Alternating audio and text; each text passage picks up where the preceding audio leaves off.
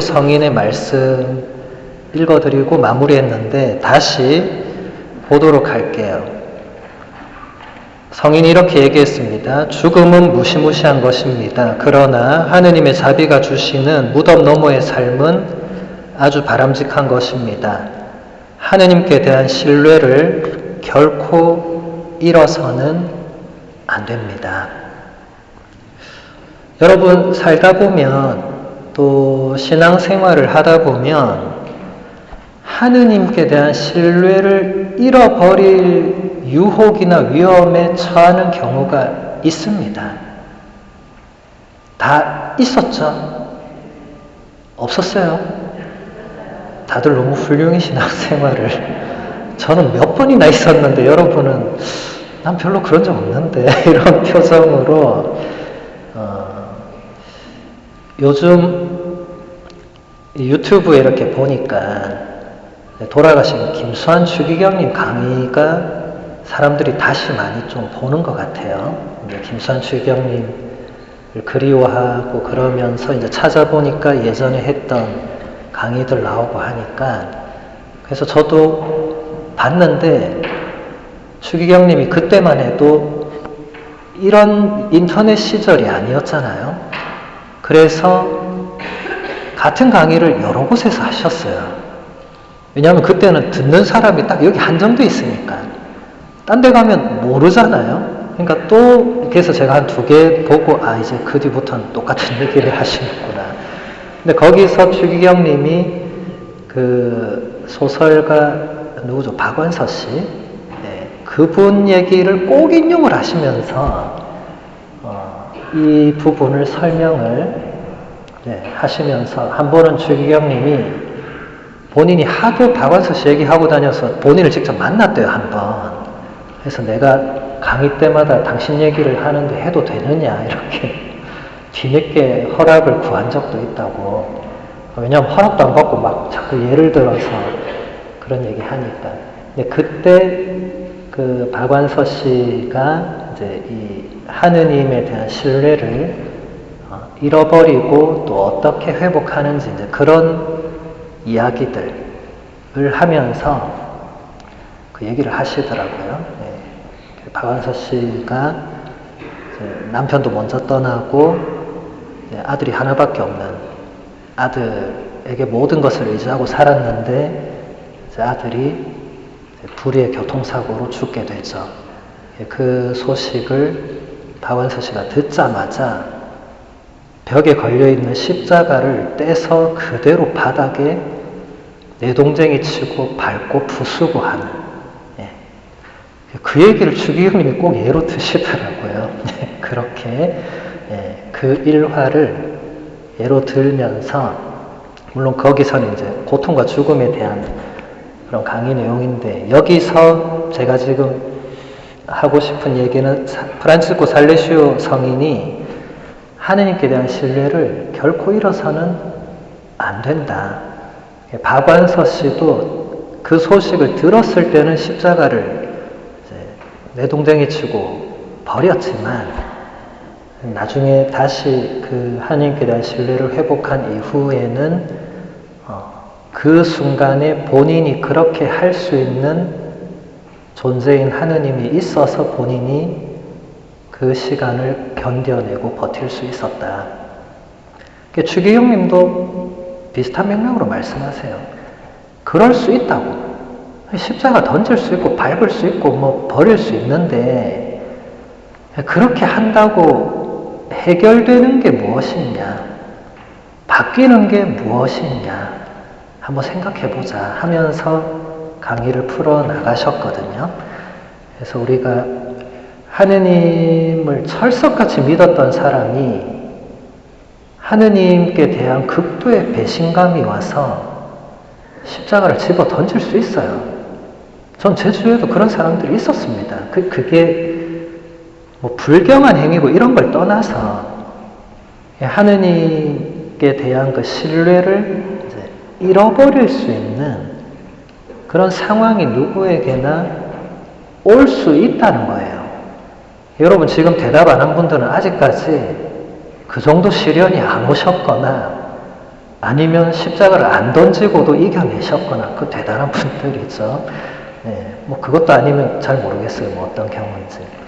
근데 어쨌든 우리가 이렇게 평온하게 신앙생활을 늘 할 수 있는 건 아니라는 거. 언제든지 뜻하지 않은 시련이나 고통이나 위험이나 어떤 예기치 않은 불행한 일이나 뭐 무엇이든지 우리는 경험할 수 있죠. 아무도 예외 없습니다, 이것은. 아까 죽음과 마찬가지로 그 누구도 나는 죽을 때까지 평온할 거야. 그런 사람 있습니까, 혹시? 없을 겁니다. 여러분, 지금까지 살아온 인생을 돌아봐도 평온했던 순간이 많았을까요? 힘들었던 순간이 많았을까요? 힘들었던 순간이 훨씬 더 많이 떠오를 것입니다.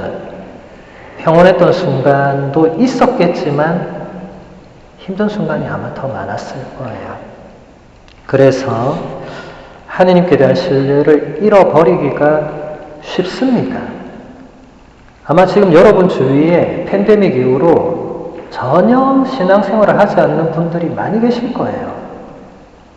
이유가 여러 가지가 있을 거예요. 지금 절대로 안 나오는 분들이 많을 거예요. 안타까우실 거예요. 아니, 어떻게 저렇게 열심히 하던 사람이 어떻게 저럴 수 있나 하는 생각이 들 겁니다. 이유는 저도 잘 모르는데 그 중에 한 가지가 하느님께 대한 이 신뢰를 잃어버린 게 영향이 있을 거예요. 내가 하느님을 그렇게 믿었는데 믿었던 하느님이 내가 믿은 대로 안 해주니까. 그리고 세계적인 감염병 사태를 보면서 하느님이 전능하신 줄 알았는데 감염병 하나에 사람들이 죽고 미사를 못하고 문을 닫고 내가 믿었던 하느님이 그런 게 아니네. 이런 식으로. 그런 모든 것들이 다 하느님께 대한 신뢰를 잃어버릴 수 있는 그 위험에 놓인 거죠. 그쪽으로 얘기하자면 오늘 주제가 한도 끝도 없이 다른 쪽으로 가니까. 근데 그럴 때 우리가 어떻게 해야 되는가? 돌아가신 베네딕토 16세 교황님 회칙 희망으로 구원된 우리라는 문헌에서 베네딕토 교황님이 이런 말씀을 하십니다. 주님은 나의 목자, 나는 아쉬울 것 없어라. 제가 비록 어둠의 골짜기를 간다 하여도 재앙을 두려워하지 않으리니 당신께서 저와 함께 계시기 때문입니다. 참된 목자께서는 죽음의 골짜기를 지나는 길까지도 알고 계십니다. 그 목자께서는 아무도 같이 갈 수 없는 완전한 고독의 길에서도 저를 이끌며 함께 하십니다. 목자께서 몸소 이 길을 지나가셨습니다. 목자께서 죽음의 나라로 내려가시어 죽음을 이기셨으며 이제 우리와 함께 하시려고 그리고 우리에게 당신과 함께하면 나아갈 길을 찾을 것이라는 확신을 주시려고 돌아오셨습니다. 죽음에서도 우리와 함께 하시는 분이 계시고 그분의 막대와 지팡이가 저에게 위안을 주어 재앙을 두려워하지 않으리라는 자각은 신자들의 삶에 나타난 새로운 희망입니다. 베네딕토 교황님이 지금 시편 23편을 인용해서 설명하고 있습니다. 김수환 주의형님이 살아계실 때 가장 좋아했던 성경 구절이 바로 이 시편 23편이죠. 주님은 나의 목자, 나는 아쉬울 것 없어라. 제가 비록 어둠의 골짜기를 간다 하여도 재앙을 두려워하지 않으리니 당신께서 저와 함께 계시기 때문입니다. 시편 23편 1절의 말씀이죠. 그래서 우리가 장례식장, 장례미사 때 반드시 이 성가를 부릅니다. 고인은 더 이상 부를 수 없기 때문에 고인을 대신해서 고인의 마음을 담아서 우리가 부르죠. 주님은 나의 목자시니 하고 반드시 부릅니다. 반드시. 나는 아무것도 아쉽지 않네 하는, 다 아시는 성가죠.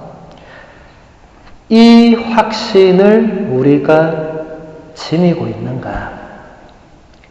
그리고 이 확신을 지녀야 하는 근거를 교황님이 지금 설명하고 있죠. 왜냐하면 우리의 목자이신 예수님께서 죽음의 골짜기를 직접 가셨기 때문에 우리는 아무도 죽어본 적이 없어서 그 길이 두렵지만 예수님이 먼저 가셨기 때문에 그분 때문에 우리는 희망을 가질 수 있다는 거예요. 그분이 여기 시편 23편 4절 그분의 막대와 지팡이가 저에게 위안을 주어서 재앙을 두려워하지 않을 것이라는 그 믿음, 그 희망, 그것이 우리를 살게 해준다. 김수환 주기형님이나 베네딕토 교황님이나 다 죽음을 맞이하셨죠. 근데 죽음을 맞이하시기 전에 아마도 시편 23편을 떠올리셨을 것입니다. 그리고 평온하게 죽음을 맞이하셨죠. 우리도 시편을 여러분들이 자주 바치시면 좋아요. 여러분 성물도로 기도하는 분들 손 들어보세요. 성물도. 예. 손 내리세요. 작년과 숫자가 거의 동일하네요. 예. 성물도는 시편으로 구성되어 있습니다. 반드시 시편을 기도하게 되어 있습니다. 아침 저녁 기도, 낮 기도는 시편이 꼭 3개가 있습니다. 이제 끝기도는 하나가 있고 반드시 시편으로 기도하게 되어 있는데 왜 우리가 반드시 시편으로 기도해야 되느냐면 예수님께서 시편으로 기도하셨기 때문에 그렇습니다. 그리고 지금 유대인들도 마찬가지고 지금도 모든 구약 성경을 사용하는 모든 종교는 다 시편으로 기도하고 있죠. 우리도 구약과 신약을 다 사용하니까 우리도 당연히 시편으로 날마다 기도합니다. 성물도를 안 하는 분들도 미사에 오시면 미사 독서에 대한 화답송은 반드시 시편으로 되어 있습니다. 미사의 입당송도 거의 대부분 시편으로 되어 있습니다. 어쩔 땐 영성체송도 시편으로 되어 있습니다. 여러분이 무의식적으로 그걸 유심히 보지는 않으시겠지만 다 시편으로 이루어져 있습니다. 그런데 여러분들이 미사뿐만이 아니라 성물도를 안 바치는 분도 그냥 집에서 성경 펼쳐서 시편을 읽으시면 좋아요. 2차 세계대전 때 나치의 그 유태인 학살 때 목숨을 잃었던 수많은 분들 중에 디트리히 본회퍼라는 개신교 신학자가 있었습니다. 아마 여러분들이 어디선가 한 번은 들어봤을 거예요. 본회퍼라고. 네. 목사님이시기도 했고 이분이 이제 결국 나치 수용소에서 죽음을 맞이하게 되었는데 그분이 죽음을 맞이하는 순간에도 초연하게 이제 죽음을 맞이하는데 그 이유를 본인이 동료들에게 얘기하기를 항상 본인은 시편을 즐겨 읽으면서 시편으로 묵상하고 시편으로 기도하고 늘 그렇게 해왔다고. 그래서 이제 죽음을 맞이한 그 순간에도 본회포 목사님도 아마도 마지막에 시편 23편을 읊으면서 기도하시지 않았을까. 물론 그 역사적 자료에는 어떤 기도를 하셨는지 정확하게 제가 지금 모르지만 아마도 늘 시편을 읽고 묵상하고 기도하신 분이라면 마지막에는 이 시편 23편을 그냥 되뇌이지 않았을까. 매일 봤으니까 거의 다 외우고 있었을 것이고 그래서 여러분들도 힘들고 어려울 때 시편을 펼쳐서 시편을 읽다 보면 누가 이렇게 내 속마음을 여기 그대로 펼쳐놨지 이런 생각이 들 때가 있을 거예요. 시편 저자의 마음이 내 마음과 똑같다고 느끼는 시편들이 있을 거예요. 반드시. 왜냐하면 시편은 한 사람이 쓴 게 아니거든요. 여러 사람과 또 여러 편집자에 의해서 지금까지 우리에게 150편이 전해져 오고 있는데 그 안에 우리가 경험할 수 있는 거의 모든 것이 다 들어가 있다고 보시면 됩니다. 그래서 성물도로 기도하시는 분들은 그 성물도를 열심히 하시면 되고 그렇지 않은 분들도 구약 성경의 시편을 여러분들이 읽으시면 됩니다. 그냥 읽지 말고 좀 묵상도 하고 기도도 하면서 그 내용을 자기 것으로 만드는 거죠. 살레쇼 성인이 모든 성인들이 구세주를 따라 죽는 것이 이득이라고 생각했다. 아까 사도 바오로도 나에게는 삶이 그리스도고 죽는 것이 이득이다 했던 그 맥락인데 몇몇 성인들의 예를 잠깐 보면 도미니코 성인은 임종하면서 형제들에게 이런 말을 남겼다고 해요. 형제들이여 울지 마십시오. 죽은 다음에 저는 여러분에게 더 도움이 될 것입니다. 제가 살아있을 때보다 더 효과적으로 여러분을 도울 수 있습니다. 또 여러분 잘 아시는 소아데레사 성녀는 마지막 임종 때 이런 말을 동료 수녀님들에게 남기셨다고 합니다. 저는 이제 하늘로 올라가서 땅을 위하여 유익한 일을 하겠습니다. 예를 잠깐 든 거지만 지금 이분들은 내가 지금 죽으면 안 되는데 이런 태도가 아니고 이제 내가 곧 하늘로 갈 건데 너무 슬퍼하지 마라. 내가 가서 남아있는 여러분을 위해서 더 유익한 뭔가를 할 거니까 걱정하지 마라. 지금 이런 얘기하고 있는 거죠. 그런데 저는 이런 맥락이 장례미사 때마다 저는 여기 제대 앞에 누워 계신, 관에 계신 고인이 우리에게 무슨 말을 하시고 싶으실까 마지막으로. 근데 꼭 이런 느낌이 오더라고요. 너무 슬퍼하지 마세요. 내가 하늘로 가서 하느님께 여러분을 위해서 좋은 일을 할 거니까 슬퍼하지 말고 남아있는 여러분은 서로 사랑하고 기쁘게 살으라고. 꼭 그렇게 말씀하시는 것처럼 느껴졌습니다. 물론 이건 제 개인 느낌이니까 아닐 수도 있겠죠. 그런데 저는 그냥 막연하게 조금 신비롭지만 아마도 여기서 마지막으로 미사를 드리고 떠나시는 분들은 남아있는 우리에게 다 이런 말씀을 하시고 싶지 않을까. 너희는 행복하게 살아라. 그리고 언젠가 너희도 올 거니까 그때 만나자고. 언젠가 다 갈 거니까. 근데 남아있는 이 짧은 생애 동안이라도 더 기쁘고 더 행복하게 더 그렇게 살기를 원하지 않으실까. 이렇게 맨날 지지고 볶고 서로 싸우고 아웅다웅하고 전쟁 나고 이런 것을 고인들은 원하지 않으실 거라는 생각이 듭니다.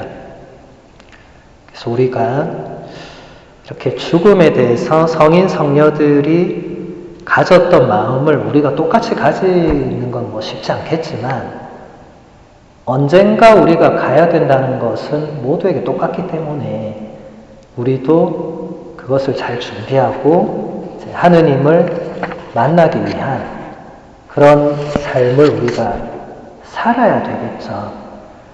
여러분, 하느님, 지금 이 자리에 앉아있는 분들은 다 어쨌든 하느님과 함께 사는 분들입니다. 물론 이 자리에 안 앉아 계신 분들이 하느님과 함께 살지 않는다 이 말이 아니고 우리가 하느님과 함께 살고 있다면 죽는 것에 대해서 그렇게까지 도저히 나에게는 일어나서는 안 될 일이라고 이렇게까지 받아들여서는 안 된다는 거예요. 왜냐하면 하느님과 함께 살고 하느님을 사랑하려고 애쓰고 하느님을 알려고 하고 하느님을 만나고 싶어하고 이런 갈망이 있으면 죽고 나면 그게 다 이루어지는 건데 그렇지 않습니까? 성인 성녀들은 죽고 나면 이제 그 갈망이 온전히 이루어지기 때문에 죽음을 두려워하지 않았던 거거든요.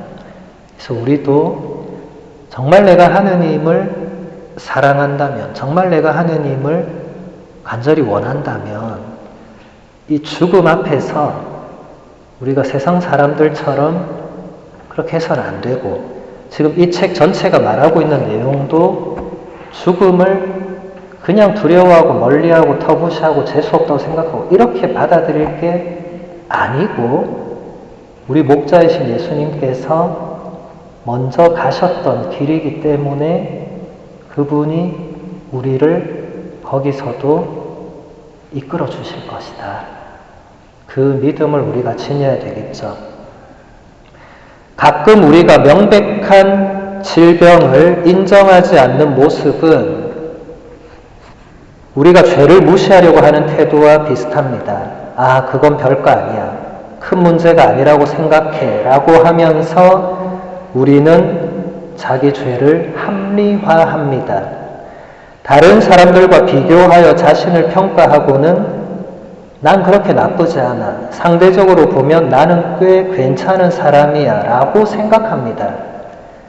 우리 모두가 꽤 괜찮은 사람이라는 이 생각의 불치병으로 죽어가는 동안 성당의 고해소에는 먼지가 수북이 쌓입니다.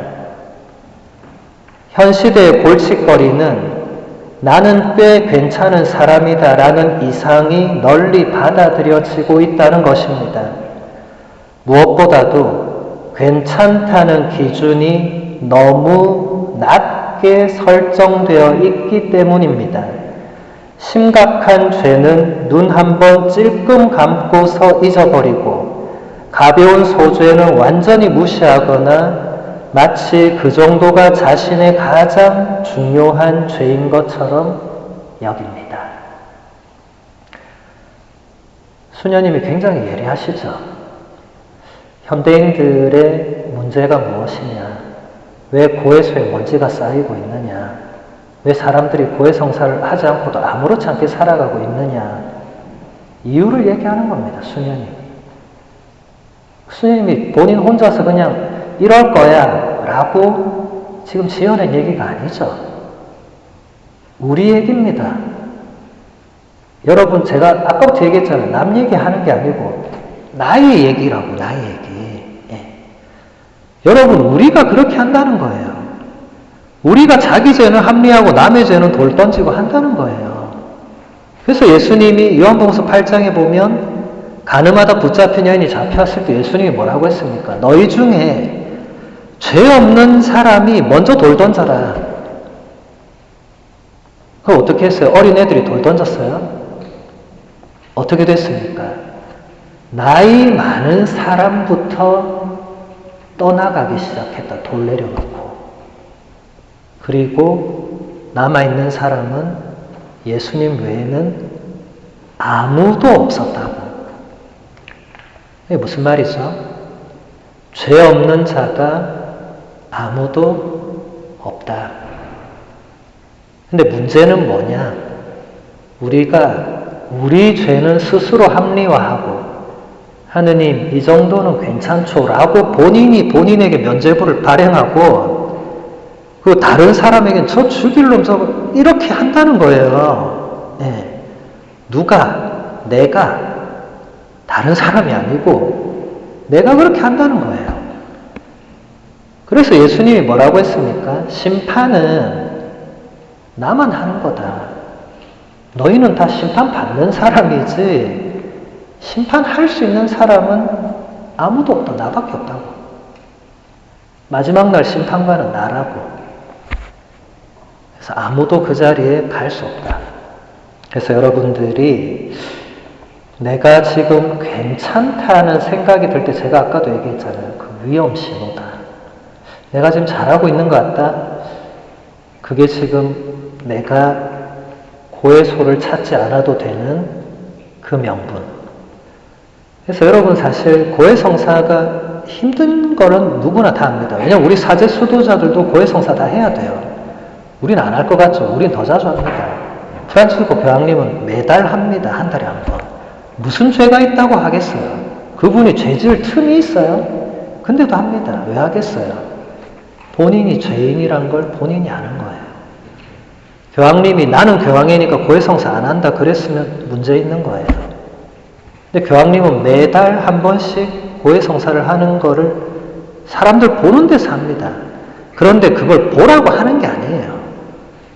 누구나 이렇게 할 수밖에 없다는 것을 가르쳐 주시는 거죠. 근데 고해성사를 즐겁게 보는 사람은 세상에 아무도 없습니다.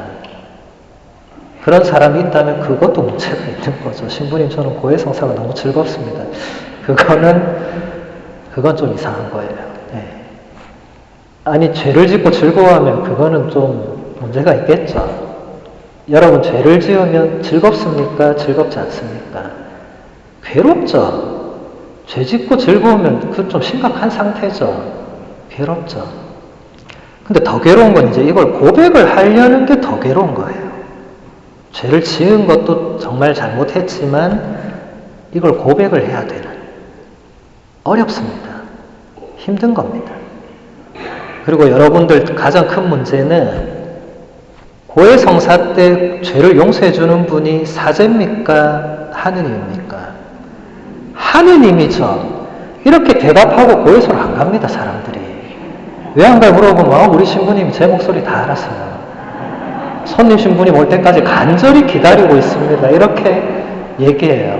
그나마 다행이에요. 그래도 손님 신부님 오시면 그래도 고해성사 보니까. 많은 분들은 아유 신부님 저는 뭐 이번 대림 때 별 죄가 없어가지고 막 패스하고 사순 때 볼게요. 사순쯤 되잖아요. 또 똑같은 말 합니다. 신부님 저 이번 사순에 특별히 죄 지은 게 없어가지고 또 패스하고 그럼 다음 대림으로 또 넘어갑니다. 이러다 보니까 이제 몇 년이 쌓였네. 이렇게 우리 신부들이 판공성사 끝나고 이렇게 혼자 성전에 앉아 있으면 많은 생각이 드는데 저는 가끔씩 예수님이 첫 제자들한테 깊은 데로 가서 그물을 던져라 하신 말씀이 떠올라요. 왜냐하면 이 고해성사 안에서 그 말씀이 이루어지는 듯한 그런 느낌을 받을 때가 있습니다. 예를 들어서 뭐 어떤 분이 예를 드는 거예요. 왜냐하면 사제는 고해의 비밀을 누설할 수 없잖아요. 예를 들어서 30년 동안 고해를 안 한 신자가 찾아왔어요. 예를 들어서 그럴 수 있겠죠. 30년 동안 고해를 안 할 수 있겠죠. 근데 그럴 때 제가 드는 느낌이 예수님이 왜 깊은 데 그물을 던지라고 하셨을까? 그 맥락에 대해서 예수님께서 99마리 양들을 두고 길 잃은 한 마리 양을 찾아 나서고 기뻐하는 그 목자 비유를 왜 얘기하셨을까? 그런 게 그 순간에 확 오는 거예요. 물론 3개월을 고해 안 했든 30년 고해 안 했든 온 게 중요한 거죠. 왜냐면 안 오면 끝이니까. 근데 이제 왔는데 30년을 안 하다 온 분이 왔을 때 제가 느끼는 마음은 그 성경의 그 예수님의 그 마음들이 예수님이 그래서 이런 말씀을 하셨나 보다. 이제 그런 게 오는 거죠. 그리고 용서는 그분이 하는 거예요. 제가 인간적으로 그 30년의 죄를 용서해 줄 권한이 저는 없고 저는 그렇게 뭐 의로운 사람도 아니고 저도 죄인인데 제가 예수님께서 당신을 받아주시고 용서해 주신다고 그 성사 안에서 선포하는 겁니다. 그래서 여러분 고해 사제가 누구든지 그건 중요한 거 아니에요. 제발 앞으로 고해소 들어와서 코 막고 막 신부님 저 대례산들 그런 거 좀 하지 마세요. 뭐 코 막고 막 이상한 소리 내고 막 딴 사람인 것처럼 막 하고 좀 그런 거 하지 마세요. 그 중요한 거 아니에요. 전혀 중요하지 않습니다. 그리고 딱 들어가는데 우리 신부님 잘못 걸렸네 이런 생각 하지 마세요. 그걸 왜 잘못 걸린 거예요? 하느님 뜻이 있는 거예요. 그냥 있는 그대로. 네. 하느님께 그 사제가 개인적으로 나중에 가서 어떻게 데레사 씨가 그런 죄를 이렇게 안 하잖아요. 그렇게 하는 신부님 있으면 큰일 나는 겁니다. 그건 안 돼요. 그거는 있을 수 없는 일이죠. 그래서 여러분들이 고해 성사는 누구나 두렵고 힘듭니다. 저도 고해를 보려고 하면 일단 마음이 무겁고 성전에서 고해를 보기 위해서 성찰하면 막 너무 마음이 아파오죠. 근데 그게 우리에게 필요합니다. 그걸 참회라고 하죠. 참회. 예. 참회를 라틴어로 페니텐치아라고 하는데 이게 라틴어 페나 하면 이게 벌이라는 의미가 있어요. 그러니까 페니텐치아 하면 우리가 이미 참회를 하면서 자기 죄를 뉘우칠 때 이미 굉장한 그 아픔과 고통을 겪는다는 거예요. 근데 여러분 성찰회를 하는데 아무 가슴 아프고 이런 게 없는 사람들이 간혹 있더라고요. 그거는 제대로 참회를 하지 않은 표시일 가능성이 있습니다. 그러니까 자기 죄에 대해서, 자신의 비참함에 대해서 정말 제대로 아파하지 않고 그냥 쟤도 저렇고 얘도 이렇고 나도 이렇고 이렇게 묻어가는, 그게 지금 수녀님이 얘기하는 그 죄의 합리화라는 거예요. 그래서 여러분 고해성사 하기 전에 또 고해소 들어가서도 죄를 합리화하려고 애쓰지 마세요. 그거 좋지 않습니다. 근데 꼭 그런 분들이 있어요. 간혹 가다가 신부님 제가요 그렇게 하려고 한 게 아니었는데 라고 하면서 계속 얘기하는 분이 있어요. 그게 중요한 게 아닌데 계속 제가 그러려고 한 게 아니었다고, 누구 때문에 제가 그렇게 됐다고. 제가 그러면 그거 중요한 거 아니라고 얘기합니다. 중요한 건 그게 아니에요. 중요한 거는 지금 거기에 무릎 꿇고 있는 그 자체가 일단 중요한 거예요. 하느님 앞에 내가 나온 게 중요한 거고, 하느님이 다 아시는데 뭘 거기서 자꾸 합리화하고 변명하고 나는 안 했네 하고 이럴 필요 없잖아요. 예. 성가 가사대로 그분은 나보다 더 나를 잘 아시는데 뭘 숨겨봤자 어떻게 숨깁니까? 손오공이 뛰어봐야 부처님 손바닥 아니라고 하지 않았어요? 똑같은 거죠. 하느님이 다 보고 계시는데 뭘 거기다 대놓고 숨겨봤자 그 순간 그 신부가 모를 뿐이지 그게 무슨 의미가 있습니까? 고해성사는 그런 차원이 아닙니다. 그래서 여러분들 이번 사순 판공도 지금 볼까 말까 고민하는 분들 많으실 건데 일단 보시고, 보시기 전에 좀 참회를 좀 제대로 하시고, 나는 죄가 없다 이런 생각하는 분들은 위험한 거예요. 나는 죄가 없다는 생각을 하는 분이 지금 이 자리에도 있을 수 있어요. 왜냐하면 자기가 볼 때 별 죄가 없고, 내가 주일 미사를 빠졌나, 기도를 빠졌나, 내가 누굴 죽였나, 별 죄 없다고 생각할 수 있어요. 그 지금 죄를 판단하는 기준이 거기에 머물러서는 안 되는 겁니다. 그런 분은 더 기준을 근본적으로 깊이 들어가게 해야 돼요. 외적으로 지금 전혀 죄를 지을 게 없는 분들은 내적으로 더 깊은 기준을 적용해야 됩니다. 내가 정말로 하느님의 뜻대로 지금 매 순간을 살고 있는지, 아니면 잠시라도 내 안에 하느님 뜻 아닌 뭔가를 내가 쫓았는지, 이렇게 아마 교황님도 그렇게 내적 식별을 하실 거예요. 그분은 외적으로 죄를 지을 수가 없는 위치에 있잖아요. 근데 고해성사 하신다는 것은 내적으로 본인 내면을 성찰할 때 잠깐이라도 넘어갔던 부분들, 아마도 이건 제 추측이죠. 제가 교황님이 아니니까 어떻게 하실지 알 길은 없지만 아마도 그분은 더 그런 쪽에 집중하실 것이다. 그럼 여러분들도 내가 주일미 3분 안 빠지고 기도 열심히 하고 다 하시는 분들은 기준을 미사 빠졌네 안 빠졌네 이렇게 하시면 안 되고 내적으로 이제 더 깊은 기준을 적용해야 되는 겁니다. 기도를 빠졌네 안 빠졌네를 기준으로 삼으면 당연히 죄가 없죠. 미사와 기도를 안 빠졌으면. 그 차원이 아닙니다. 그러면 여러분도 바리새의 기도 바칠 수 있는 거예요. 오 주님 감사합니다. 저는 미사 한 번도 안 빠지고 기도도 안 빠지고 저희는 맨날 빠지고 이렇게 하는 거예요. 그 위험한 거죠. 율법학자들과 바리새이들처럼 우리도 종종 죄를 인정하려 하지 않거나 죄에 대해서 묵상하려고 하지 않습니다. 그러나 우리가 죄와 영적 죽음에 대해서 묵상하지 않는다면 육체적인 죽음에 대한 묵상은 아무런 소용이 없습니다. 우리가 죄를 무시하고 있을 때 우리는 거짓된 경건함이나 미지근함 또는 악 속에서 살고 있는 것입니다.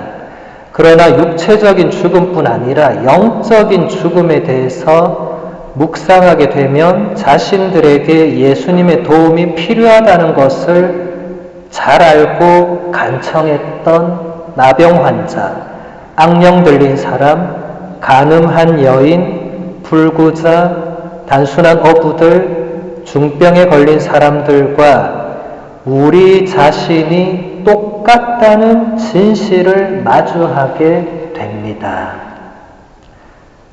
아까 제가 얘기한 거를 지금 대리사 수녀님이 또 풀어서 얘기해 주고 계시는 거죠. 영적인 죽음이 있다는 겁니다. 육신의 죽음은 뭐 다 아는, 우리가 다 아는 그 죽음인데 영적인 죽음이 있다는 거예요. 이런 표현은 아마 여러분이 잘 못 들어보셨을 거예요. 그러니까 내면이 죽어 있다는 거예요. 내면이 살아있는 게 아니고 내적으로는 완전히 죽어 있는 영혼들이 있다는 거예요. 근데 그걸 여러분 어떻게 알겠습니까? 우리가 그냥 이렇게 봐서는 몰라요. 열심하게 보이는 사람이라도 내면이 병들어 있거나 죽어 있을 수도 있다는 말입니다, 이게. 그런 것을 우리가 깨달을 때 지금 대리사수님 말한 것처럼 복음서에 나오는 나병 환자, 악령 들린 사람, 가늠한 여인, 불구자, 단순한 어부들, 중병에 걸린 사람이 남이 아니고 바로 나 자신이다 라는 것을 깨닫게 된다. 여러분 복음서 읽을 때, 또 성경 읽을 때 제가 자주 얘기 다른 강의에서도 하지만 강 건너 불구경 하듯이 읽으면 안 됩니다. 소설책 읽듯이 읽으면 안 됩니다. 전래 동화 읽듯이 읽으면 안 됩니다. 남 얘기 듣듯이 읽으면 안 됩니다. 그러면 아무런 메시지가 없습니다. 그런 일이 2000년 전에 있었구나. 2500년 전에는 또 그런 일도 있었네. 3000년 전에는 그런 일도 있었네. 이렇게 읽는 분들이 있어요. 성경을. 100번 읽어도 소용없습니다. 그렇게 읽으면. 단 한 번을 읽어도 나의 이야기로 읽어야 됩니다. 가늠한 여인 이야기에서 수많은 사람들이 돌을 놓고 돌아갔는데 그 안에 내가 있는 거죠. 거기 내가 없이 읽으면 그 이야기 나하고 아무 상관없죠. 그러면은 그 복음서는 나하고 아무런 관련도 없고 예수님이 죄 없는 자가 돌 던져라 했을 때 그거랑 나하고 아무 상관없고 그냥 맨날 아무 상관없는 거예요. 여러분 복음서 읽어보면 마귀 들린 사람들이 그 사람 입을 통해서 예수님한테 뭐라고 하는지 아십니까? 당신이 나와 무슨 상관이 있습니까? 이렇게 말해요. 당신이 나와 상관없다는 거예요. 그게 마귀들이 그런 존재예요. 그리고 마귀들이 우리 인간을 유혹하는 게 우리를 그런 존재로 만드는 거예요. 너는 하느님 없이 살아도 돼. 너는 예수님하고 별 상관없어. 네 인생에 그 예수 없어도 아무 문제 없어. 이렇게 하는 거예요. 솔깃하죠. 성당도 안 가도 되고 기도도 안 해도 되고 세상 만사가 얼마나 편하겠어요. 이 시간에 여기 안 앉아 있어도 되고 얼마나 좋겠어요. 매일 신나지 않겠어요? 그게 위험한 겁니다. 그게 위험한 거예요.